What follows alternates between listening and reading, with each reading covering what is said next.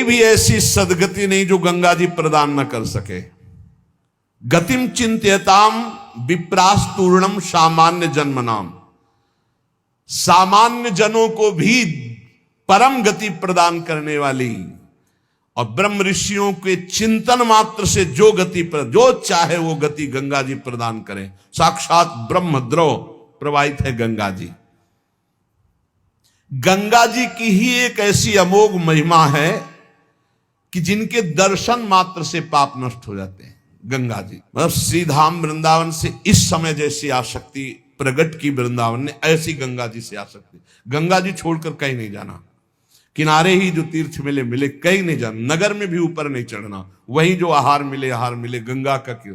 कैसे बताएं क्या परमानंद स्वरूप गंगा जी हैं, जिनके दर्शन मात्र से सारा पाप नष्ट हो जाता है गंगा जी से।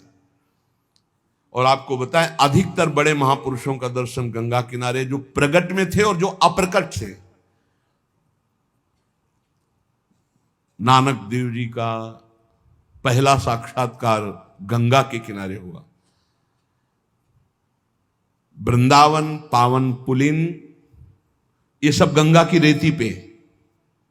वृंदावन, पावन पुलिन, प्रियालाल, ये गंगा की रेती। सेनपुर साक्षात गंगा से प्रकट होते हुए सिद्ध मां, बड़े चमत्कार गंगा मैया के, बड़े चमत्कार अद्भुत। मतलब वाणी लड़खड़ाती है उनकी महिमा को, कहते हैं कि वो महिमा तो इस जीवन में देखिए ना, इसलिए बड़ी दिव्यता गंगा जी में। गंगा जी के नाम का स्मरण मात्र करने से पाप थर्रा जाते हैं। जो गंगा जी की डुबकी लगाता है वो महापापी भी पावन हो जाता है। विश्वास हो जाए, विश्वास हो जाए।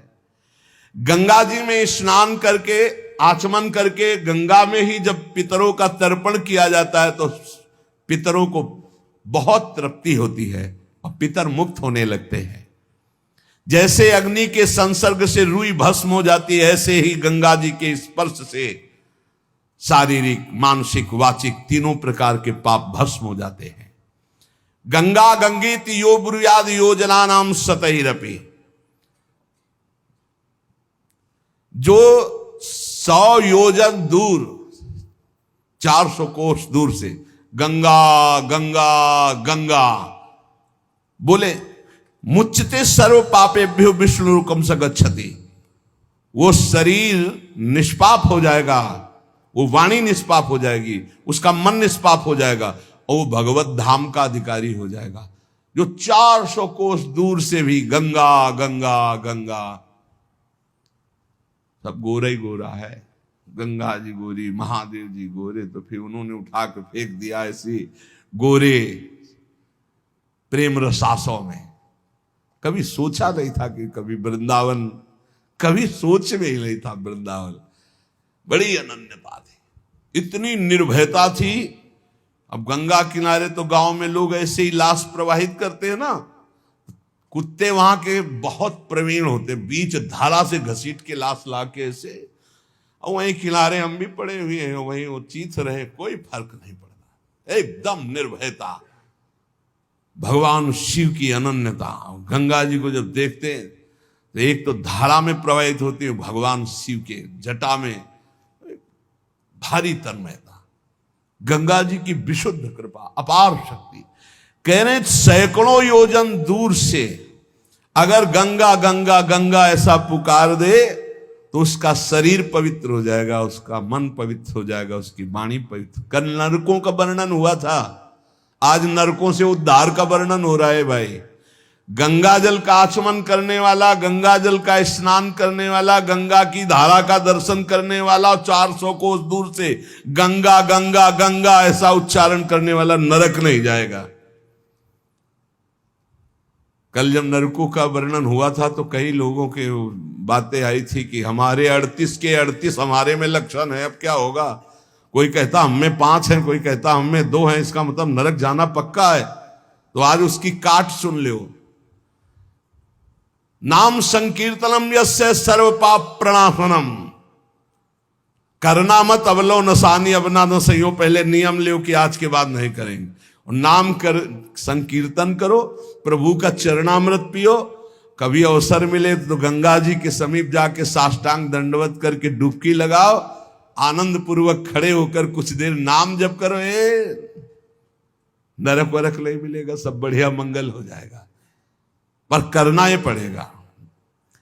कह रहे जो गंगा जी में स्नान के लिए कभी नहीं गए, ना गंगा जी का नाम लिया, ना गंगा जी पे श्रद्धा करते हैं, ऐसे लोगों की जीवन में जो आचरण बनते हैं वो बड़े निरर्थक होते हैं और ऐसे लोगों की ही दुर्गति होती है। पर गंगा जी का एक बार का स्नान निष्पाप कर सकता है, पूर्ण विश्वास होना चाहिए।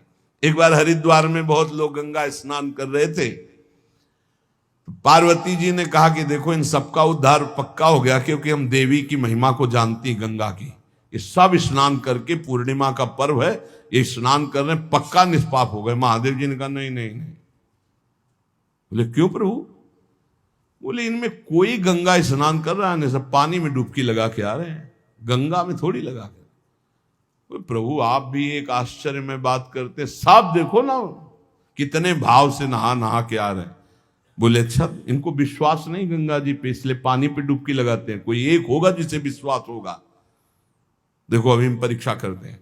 रास्ते में बैठ गए तो फिसल के जैसे गिर गए हों ऐसे वृद्ध का रूप रख के गिरे हुए, अम्बा जी तो नवीन रूप धारण करके। बोले जो निकले उससे जो हम कहें सो कहो। तो जो महादेव जी ने सिखाया तो कहते भैया ये हमारे पति देव गिर गए, थोड़ा हाथ सहयोग दीजिए, पकड़ के उठा दीजिए, अकेले उठ नहीं रहे, आप आइए। और जब कोई आने लगे तो कहना निष्पाप पुरुष ही हमारे पति को छू सकता है, अगर पापी छुआ तो भस्म हो जाएगा। बस इतना तुम्हें बोलना है, ठीक है। अब जो निकलते बोले भैया आप गंगा नहा के आ रहे हो? बोले हाँ। तो बोले आप तो निष्पाप हो ही गए, हो गए, हमारे पति फिसल के गिर गए, हमारे पति निष्पाप हैं, और जो निष्पाप पुरुष इनको निकाल सकता है, अगर कोई पापी छू लिया तो भस्म हो जाएगा, आप सहयोग करो। बोले गंगा तो नहा के आए पर पाप बहुत तो हुए हो, अगर कहीं पाप नष्ट न हुए हो तो भस्म ही हो जाएंगे। नहीं, कोई नहीं, किसी की हिम्मत नहीं पड़ी कि महादेव जी को निकलवा दें, क्योंकि जहां ये कहती कि अगर पापी पाप तो हुए यार, अब पता नहीं गंगा नहाने में नष्ट हुए कि नहीं नष्ट हुए, बेकार को भस्म हो जाए इससे। उनमें एक आदमी सरल भाव से गंगा गंगा गंगा माँ गंगे स्नान किया और बोले भैया हमारे पति को निकलवा। बोले अच्छा भैया लुटा रखा। बोले भैया एक बात सुन लो, हमारे पति निष्पाप हैं, अगर पापी पुरुष छुएगा तो भस्म हो जाएगा। तो बोले भैया आपको विश्वास नहीं, गंगा मैया में स्नान करके आ रहा हूं, अब भी पापी हूं। और तत्काल भगवान बाहर निकाल किसी को। जब वो चला गया तो भगवान शिव ने कहा ये केवल गंगा स्नान करके आया है, इसकी अर्थात भाव विद्यते देवा ना पाषाणे ना मूर्तये। यदि हम भगवान के नाम, भगवान के धाम, भगवान के इन पावन तीर्थों पर दृढ़ विश्वास करते तो बहुत जल्दी लाभ प्राप्त होता है। ये विश्वास के लिए सुनाता शास्त्र, ऋषि मुनि सब ये विश्वास के लिए सुनाते। हमें दृढ़ विश्वास कर लेना चाहिए कि अब हमारा कल्याण तो हो ही गया। जैसे गंगा जी क्या है? भगवान श्री कृष्ण का चरणामृत है। गांगम वारी मनोहारी मुरारी चरणच्युतम त्रिपुरार शिरश्चार, जिसे भगवान शिव मस्तक पर धारण किए। अपने लोग रोज चरणामृत पीते हैं, किनका? प्रिया प्रीतम का। अब और गंगा की जरूरत पड़ेगी? जहां से गंगा प्रकट हुई उनके सर्वांग स्नान का जल हम। यमुना जी, जब यमुना जी गंगा जी से मिली तो गंगा जी ऐसे होकर प्रणाम मुद्रा में मिली यमुना जी से। यमुना जी ने कहा तुम्हारा हो भाग्य कि तुम जगत पावन करने वाली गंगा हो। तो उन्होंने कहा तुम्हारे सामने मेरी कोई सामर्थ्य नहीं, क्योंकि तुम में प्रभु पूर्ण अवगाहन करते, हम तो प्रभु के चरण धोवन मात्र हैं, आपके ऊपर तो पूर्ण प्रभु की कृपा है। ब्रजेंद्र सूनु राधिका हृदय प्रपूर्य माणयो महारसाब्द पूरयो रिवाति वेगता रसैक सीम राधिका पदाब्ज भक्ति साधिका तदंग राग पिंजर प्रवाह। श्री लाडली लाल का अंगराग लेकर प्रवाह करती है। ये अपने कल्याण की अब कोई चिंता रह गई? रोज जो चरणामृत पान करता है, काल मृत्यु हरणम सर्वव्याधि विनाशनम, श्री कृष्ण पादोदकम पीत्वा पुनर्जन्म न विद्यते, बस विश्वास हो। रजराली लगाते हैं, राधा राधा बोलते हैं, अब कोई जरूरत कल्याण की, दृढ़ निष्ठा रखो। पर हम कितनों को रोते देखते हैं इस बात के लिए कि हमारा कल्याण हो जाएगा, हमारा अगला जन्म नहीं होगा। उनको चाहिए कि तुम लिखा पढ़ी करके दे दो। अरे विश्वास मानो यार, विश्वास मानो। कल्याण स्वरूप आप हो चुके हैं, धाम में बैठे हैं, पर आपको विश्वास है नहीं। हित दूध जो विश्वास है, तब वही सुधरे बात, ना तरु माया पंथ में फिरे जो टक्कर खात। ये विश्वास करो, एक एक बात कल्याण करने वाली है। भगवती गंगा जी 400 कोस दूर से गंगा गंगा बोले तो भगवान के धाम भेज देती निष्पाप करके। ऐसी महामहिमा श्री गंगा जी के स्मरण में, अवगाहन में, आचमन में, स्नान करने में है। अब ध्यान दो के सुनो, जो न गंगा नहाता है, न नाम जप करता है, न भगवत सेवा करता है, तो पशु योनि में जाता है।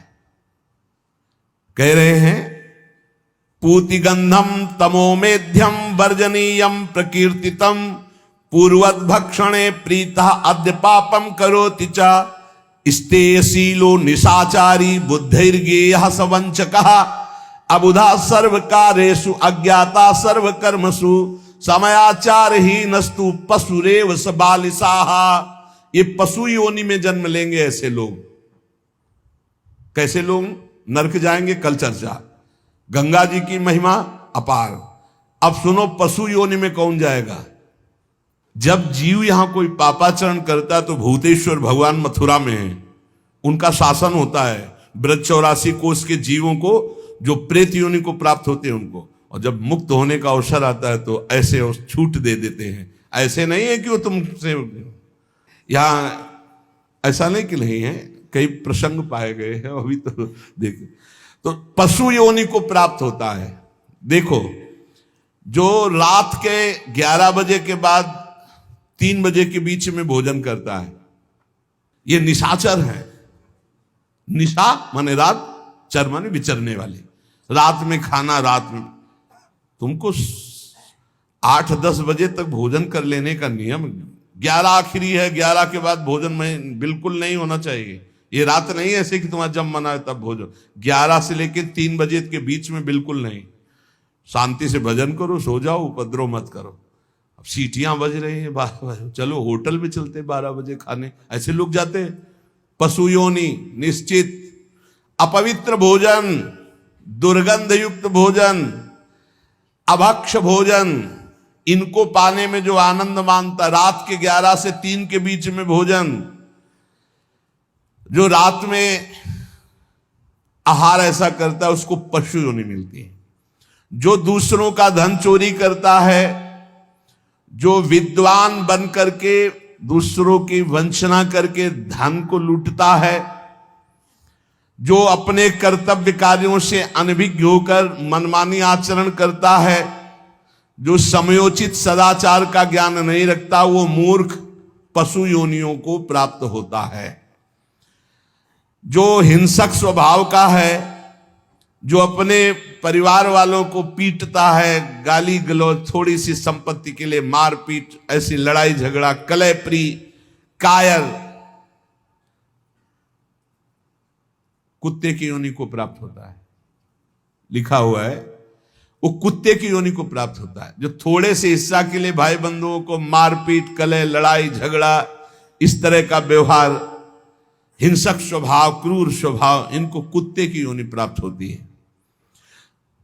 जो चंचल स्वभाव, देखो कुछ न कुछ करते जा, बैठे तो पैर हिला रहे, वो मतलब शांत नहीं रह सकते, उनके शरीर में वाइब्रेट होता रहता है। वाइब्रेट जैसे मोबाइल नहीं झनझनाता रहे, वो झनझनाते रहे। सुन लो भाई क्या बनोगे। और जो दूसरे के भोजन के लिए लालायित रहता है, कहां से निमंत्रण आ जाए, कैसे हो जाए, क्या व्यवस्था बन जाए, सुनो। और जब चलता है ना तो बेढंगे ढंग से चलता है, बेढंगे ढंग। और दूसरों की वस्तु देकर लुभायमान होकर छीनने का स्वभाव करता है, उसका अगला जन्म बंदर का मिलेगा, पशु योनि में बंदर बनेगा। जो वाणी से सदैव कट बोलता है, कुटुंबियों से द्वेष करता है, लोगों की चुगली खाता है, उसे अगला जन्म सर्प योनि का मिलेगा। कुटुंबियों से द्वेष करता है, दूसरे की चुगली खाता है, उद्वेगजनक वचन, उद्वेग माने भारी क्लेश पहुंचाने वचन, दूसरे की निंदा करना, चुगली करना, तो विषधारी सर्प बनता है। जो शरीर से बलवान दीन जनों के ऊपर आक्रमण करके खूब पिटाई मार करना, माता पिता को मारना, ऐसे गरीब जनों को, दीन जनों को मारना, निर्लज और मांस भक्षण करने वाला, उसको अगले जन्म में क्रूर मांस भक्षी, जैसे हाइना, सिंह, सियार, ऐसी योनियों को दिया जाता है। क्रूर हिंसक पशु सिंह जैसे है, जैसे लकड़बग्घा है ना, लकड़बग्घा है, भेड़िया है, ऐसे जो मांस भक्षण करने वाले हैं, जिनकी आवाज दूसरों को सदैव दुख ही देती है। बोलने का मतलब है दुख ही देना। जो दूसरे को, अब जैसे जा रहे हैं, जंजीर खींचा, वैसे ऐसे वो गिर गए, उनके अंग भंग हो रहे, वो समझ रहे 30-40 हजार की सोने की चैन खींच ली तो हम ब्रह्मा बन जाएंगे। देखो उनको क्या बनना पड़ेगा। जो दूसरों को भय प्रदान करते हैं, दूसरों की संपत्ति छीन लेते हैं, ऐसे लोग अजगर योनि को प्राप्त होते। भूखे मरो जब कभी अवसर मिल जाए तब। ऐसे ये जो दूरदृष्टि न रख के वर्तमान दृष्टि रख करके केवल भोग के लिए दूसरे के दुख का कारण बनते हैं, केवल उनके चिंतन यही चलता रहे, कहां से क्या खा लूं, कहां से क्या उठा लूं, कहां से क्या, बोले हाथी की योनि को प्राप्त होते हैं, वो पशु हाथी योनि को। इस तरह से 83,99,999 योनियां हैं जो भजन नहीं करते, भगवत विमुख हैं, उनको सब क्रमशः ये प्राप्त होती है। उपासक को चाहिए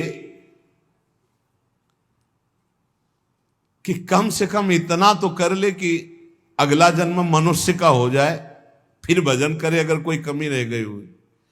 अगर आप नाम जप करेंगे और एक बात ध्यान रखेंगे कि दूसरों को दुख ना पहुंचने पावे, तो पक्की बात है भगवान की कृपा से अगर भगवत प्राप्ति नहीं हुई तो दूसरा जन्म होगा मनुष्य का, और बहुत महान भक्तों के बीच में जन्म होगा। जन्म से ही भजन प्रारंभ हो जाएगा और आप यौवन अवस्था प्राप्त होते होते भगवत प्राप्त हो जाएंगे, काम हो जाएगा आपका। भजन एक ऐसी वस्तु है जो आपको बचा सकती है। अब इसमें कह रहे हैं कि जैसे आप भजन मार्ग में लगे हुए हो और आपको कोई गाली दे रहा है, आपने पलट के गाली दे दी तो आपका भजन क्षीण हो जाएगा। इसलिए भजन को बचाने के लिए कह रहे, अकार्पण्य मपारुष्यम संतोषा सरदधानता, ये ब्रह्म ऋषियों की बातें हैं, बहुत काम की बातें हैं। अनुसूया गुरो पूजा दया भूतेश्व पैशुनम सद्वीरेश दमः प्रोक्तो ऋषि शांत बुद्धि भी। अकार्पण्य माने उदारता। भजन किससे बचेगा? उदार बुद्धि। स्वभाव कह रहे हैं कोमल, कोमल स्वभाव से भजन बचेगा। संतोष वृत्ति से भजन बचेगा। गुरु इष्ट पर श्रद्धा वृत्ति से भजन बचेगा। दोष दृष्टि किसी पर ना हो, इसका अभाव हो, इस तो भजन बचेगा। गुरु शुश्रूषा सेवा से भजन बढ़ेगा। प्राणियों पर दया तो भजन बढ़ेगा।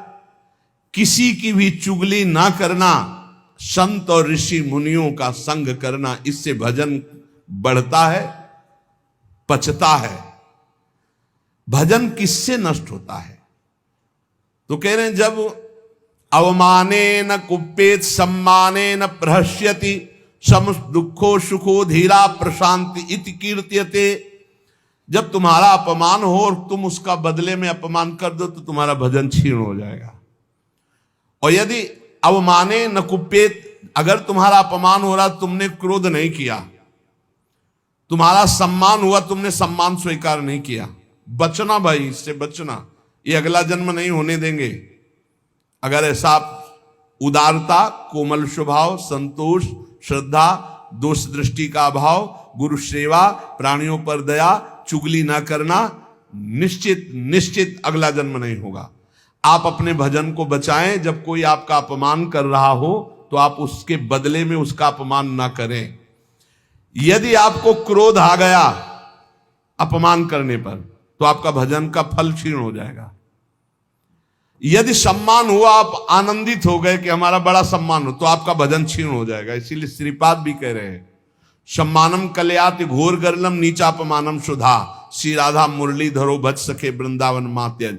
जब कोई सम्मान करे तो उसे भारी विष के समान समझो। सम्मानम कल्याति घोर गर्लम, जैसे बढ़िया खीर मिल रही हो, कान में कोई आके कह दे विष पड़ा है तो आप नहीं खाओगे। ऐसे ये सम्मान, प्रणाम, नमस्कार, वाहवाही ये तुम्हारे भजन के नाश करने के लिए है, ये विष है, इसे मत पीना, स्वीकार मत करो। विश्व नमन करे करने दो, तुम स्वीकार मत करो, तुम हर्षित मत हो। और जब अपमान हो तो उसका अपमान करने वाले का कभी अपमान न करना। धीर पुरुष, प्रशांत पुरुष अपने भजन को ऐसे बचा ले जाता है। जैसे कोई अपमान कर रहा है, बहुत बड़ा अमृत है, सच्ची मानिए। जिसका अपमान हो रहा है वो साधु पुरुष जब अपमान सह जाता है तो उसका भजन बढ़ता है, वो सुख से भगवान में शयन करता है। और जब अपमान हुआ और अपमान दूसरे का कर देता है तो उसका भजन क्षीण हो जाता है, वो अशांत होकर के फिर जगत में शयन करता है। अपमान करने वाला जब कोई सामने से अपमान सह जाता है तो उसका सहन करना उसके नाश का कारण बन जाता है। अपमान करने वाले का निश्चित नाश हो जाता है जब वो सामने वाला बोले ना, केवल चुप रहे। ये बड़ी बात है, पर बहुत कठिन है। उस समय जब कोई अपमान कर रहा है, निंदा कर रहा है, आप शांत हैं, इसका मतलब आपके ऊपर गुरु कृपा है और आप अपने भजन को पहचानते हैं, भजन बचाना चाहते हैं। अपमानित होने पर चाहिए कि अपमान करने वाले की ना बुराई सुने ना बुराई करे। जैसे कोई आकर बहुत नीच आदमी आपको गाली दे रहा था, कान में अंगुली डालो, नहीं भाई वो नीच नहीं, भगवान उसके अंदर बैठकर मेरी परीक्षा ले रहे थे, मुझे पुष्ट कर रहे थे, वो नीच कैसे हो सकता है। अपने भजन पर दृष्टि रखे, ना उसकी निंदा करे, ना उसकी निंदा सुने, ना उसका बुरा चाहे। यद्यपि इसमें लिखा हुआ है कि जो अपमान करने वाला है उसका सर्वनाश हो जाता है। ऐसे महापुरुष का अपमान जब करे कि वो बोले ना केवल, तो वो अपमानित करने वाला पुरुष स्वयं नाश को प्राप्त हो जाता है। ये बड़ी बात है। कह रहे तिष्ठेद औमंता विनश्यति। अगर वो अपमान जिसका कर रहा है वो महात्मा भजन करने वाला शांत है, कुछ नहीं बोल रहा है, वो तो सुख से शयन करेगा परमात्मा में और उसका भजन सुरक्षित बच गया और जो भी कलमश हुआ होगा वो भस्म हो गया। लेकिन अपमान करने वाला बोले विनश्यति, उसका नाश पक्का हो जाएगा। अपमानित होने पर साधक को चाहिए कि कभी अपमान करने वाले की ना बुराई सुने और ना बुराई करे, उसका भजन बच जाएगा, भगवान की कृपा हो जाएगी। अमृतस्येव तृप्येत अपमानस्य योगवित् विषवच्च जुगुप्सेत सम्मानस्य सदा द्विजः। साधक को चाहिए कि अपमान को अमृत के समान पान कर ले, नीचापमानम सुधा। देखो साधक, अपमान को अमृत के समान, जब कोई अपमान कर रहा हो तो ऐसे खुश होना चाहिए काम बन गया। भगवत प्राप्ति में जो बाधक भाव है, इसके अपमान करने से भस्म हो जाएंगे, भगवान हम पर प्रसन्न होंगे। मौन, कभी उसकी तरफ रुद्र दृष्टि से भी न देखो। अपमान करने, ये भागवती का लक्षण है। अमृतस्येव तृप्येत अपमानस्य योगवित्, अमृत है अपमान। पर देखो ध्यान दीजिए, यदि आपकी कोई निंदा कर रहा है और सही में कर रहा है निंदा,